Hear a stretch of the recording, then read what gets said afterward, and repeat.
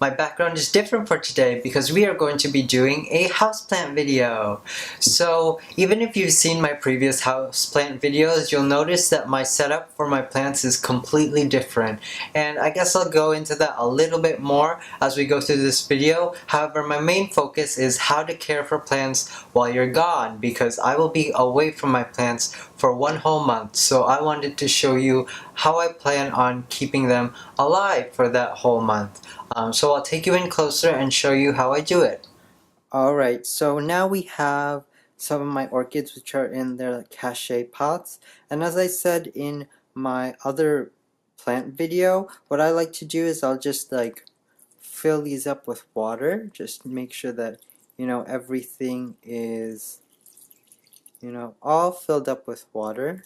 So what I plan on doing for the time that I'm away is I'm just going to, I'll be watering them today and I'll be leaving the tomorrow. So what I'm going to do is just have them soak for one whole day in the water, then leave about an inch on the bottom just to keep them hydrated for as long as possible. I don't expect it to really last the whole month. However, it should be enough to hold them over. Alright, so as you can see, I've just been watering all of my plants. So all the plants are going to be simply watered, and I'm just going to leave a little bit of water at the bottom of their trays. I'm not really worried about the plants. Most of them are pretty good with a lot of water. However, what I am worried about are like my summer blooming orchids like this, because this is their growing season. And with orchids, especially since they're such slow growers, it takes a whole year to have like one leaf or two leaves, and you're sort of stuck with it for the life of the leaf. It grows so slow that that this leaf will stay here for a long time. So that's what I'm most worried about. Other orchids like this, like your spring blooming orchids, and actually this is a new bloom for me. This is the first time blooming for me, my Sideria japonica minmaru, as you can see. It's very fragrant, but yeah. So this one I'm not so worried because in terms of flowers, it is flowering season for them, so it's not really focused on leaf growth, and the flowers, I won't be here to really appreciate them for the life of the flowers, so I don't really mind if they drop early or anything. I'm really just worried about the long-term health of the plants that are currently in their growing season. But you might notice that there are some plants missing. So the Japanese orchids I put in a completely different setup because I sort of just like how this whole setup looks as sort of like a whole. I just like the aesthetic of it, so I decided to keep it sort of mainly like tropical plants with a couple orchids scattered here and there, and most of the tropical orchids are here anyway. So the other Sideria japonica as well as my No ID Phalaenopsis, which are both currently in bloom, they're sitting on my dresser, so I just brought them over so you can see them, just so you can sort of see like a mini tour of how they are growing. They're doing very well, but again, they are sitting in their little containers filled with water, drinking it up for today, and I'll be leaving a little bit of water for them. The Japanese orchids are currently in another room. They're in the same setup as you can see, and I also have them soaking for today, and I'll be leaving again 1 inch of water at the bottom. I'll be doing the same for my Cymbidium and my Dendrobium, and even for the Shoniorchis fragrans. So this is currently their setup.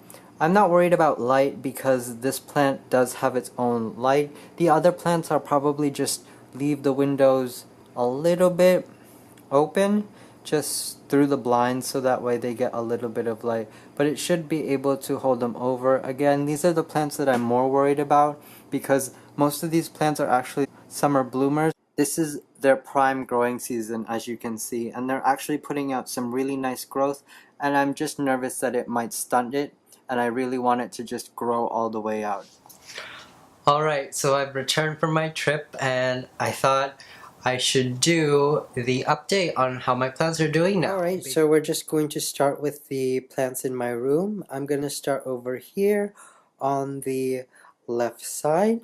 So this Cymbidium was actually in the tank with the other plants, as well as actually this mounted orchid.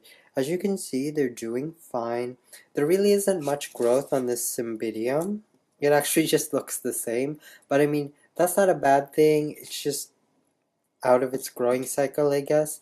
So I guess we can see what happens with this plant, but the, keeping it in water seems to have kept it alive, and it seems to be doing fine. As well as the mounted orchid, the Shiny Orchis fragrance. I have it in a little bit of a different setup, but overall, there's no problems with it. There's no browning, there's no, issues, which is pretty much a success, to be quite honest. The Minmaru actually dropped its flowers, but other than that, it did exactly as what I expected. The flowers were going to drop, and the leaves are fine. So this plant is actually, doing great.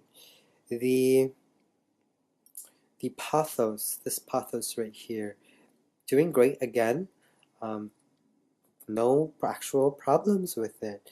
However, this rubber plant right here, actually, the water wasn't sufficient enough because it wasn't really sitting in water like some of the other plants were. I just gave it a good watering before leaving.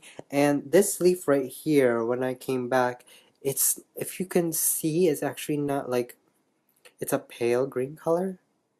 Before when I arrived, it was like really bad. It was like all curled up and all messed up, but thankfully, after a good watering, it seems to have bounced back, as well as, this right here started to dry up a little bit. It doesn't feel dry right now, but I mean, the color is darker than it really should be, and I don't know if it's still elongating, but I think it's alright. I think it's fine. I mean, it's still soft to the touch, but if it didn't get water in time, the tips and the ends probably would have dried off, and it probably wouldn't, you probably wouldn't have that growing end anymore. Other than that, the other plants are overall doing quite well. The Sideria japonica, the larger one, is putting out this new leaf. Again, one of the orchids that was in the other room.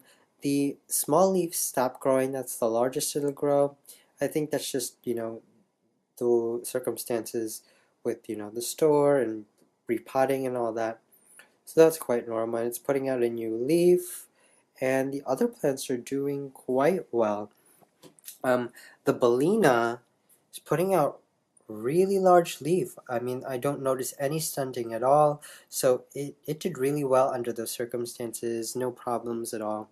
So yeah, those are the plants up here in my window. The blooming Phalaenopsis, the one on the dresser, is doing well as well. There are no problems with that one. It just continued to bloom. Again, no major issues from this room. So now we're moving on to the Japanese orchid collection. As you can see, they're all fine. Their leaves show no signs of stunting. They're all doing very well, elongating. Most of them are putting out new roots, as you can see right here. They are putting out some great new roots.